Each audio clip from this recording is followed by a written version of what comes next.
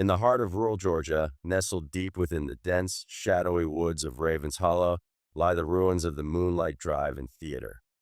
Once a thriving beacon of 1950s Americana, it was a place where families gathered under the stars, where young lovers shared stolen glances, and where the magic of cinema came alive against the backdrop of the night sky.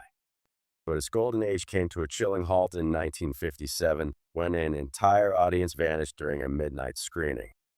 The drive-in was shuttered, the case faded into local legend, and the town of Cedar Pines did its best to forget. Decades later, a group of 5 high school friends, Lena, the aspiring filmmaker Wes, the skeptic Naomi, the horror fanatic Dylan, the class clown, and Olivia, the quiet bookworm, stumble upon the remnants of the moonlight while exploring the woods. Whispers of its dark past had circulated for years, stories passed down in hushed tones about the night the audience disappeared without a trace. Drawn by the thrill of the unknown, they decide to host their own movie night, an adventure fueled by curiosity and youthful recklessness. Among the decaying relics of the abandoned drive-in, they find an old projector still nestled in the crumbling projection booth.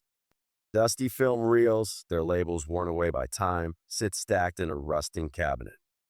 Excited by the discovery, they set up an impromptu screening, unspooling one of the reels and casting the film onto the tattered, ivy-cloaked screen.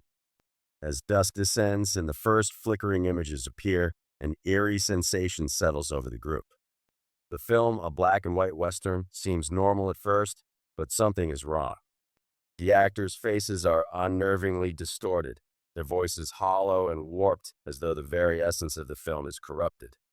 The group laughs it off, blaming age and decay. But then, the rule changes. It's them. The film now shows the 5 friends exactly as they are, sitting before the drive-in screen, watching the movie. The footage is grainy and surreal, yet undeniably real. Wes, ever the skeptic, waves his hand before the projector, but the image on the screen remains unchanged. A chill grips them as the film continues, revealing moments that haven't yet transpired. Dylan stumbling over a tree root, Naomi discovering an odd symbol carved into the projector, Lena screaming in terror at something unseen in the woods. Panic sets in. They scramble to leave, but the woods twist around them, warping into an endless loop that always returns them to the drive-in. As the night stretches on, the films grow darker. The reels show grim, nightmarish scenes of their own deaths. Wes being dragged into the shadows by invisible hands, Olivia vanishing into the screen, Naomi's body grotesquely contorted beyond recognition. Desperate for answers, Lena searches the projection booth and finds an old, dust-covered journal. It belonged to the theater's final projectionist, a man who had chronicled the legend of a cursed film reel, The Last Frame. According to his frantic writings, anyone who watches The Last Frame is doomed to become part of it, trapped in an endless loop of horror, their souls consumed by the entity that dwells within the film. The realization comes too late. Dylan is the first to disappear, vanishing with a blood-curdling scream as the screen swallows him whole. Wes, in a desperate bid to destroy the projector, is dragged into the woods by unseen forces, his terrified pleas fading into the night. Naomi, determined to fight back, threads the last frame into the projector, believing that facing the entity head-on is their only chance at survival. As the final film begins, the screen becomes a swirling abyss of inky blackness. From within, a figure emerges, a writhing, amorphous mass of shadows and static, its voice a cacophony of overlapping whispers and distorted screams. It taunts them, speaking their darkest fears aloud, feeding on their terror. Lena and Naomi fight against it, resisting its pull, but Olivia is lost, her form dissolving into the film, her last words swallowed by static. With no other option, Lena and Naomi smash the projector, praying it will sever the entity's hold. The screen sputters, flickers, and dies.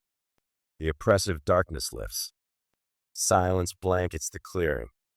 When they turn, the drive-in is gone, replaced by an empty field as though it had never existed. Shaken but relieved, they return to Cedar Pines, only to find that no one remembers the Moonlight Drive-In. Even worse, no one remembers Dylan, Wes, or Olivia. It's as if they never existed. Lena and Naomi are left haunted by the horror they barely escaped, tormented by the memories of friends who had been erased from reality. Months later, a package arrives at Lena's doorstep. Inside is a single film reel. A note is attached. "You didn't think it was over, did you?" Heart pounding, Lena hesitates, fingers trembling as she loads the reel into her home projector.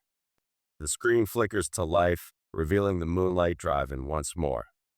And the cycle begins again.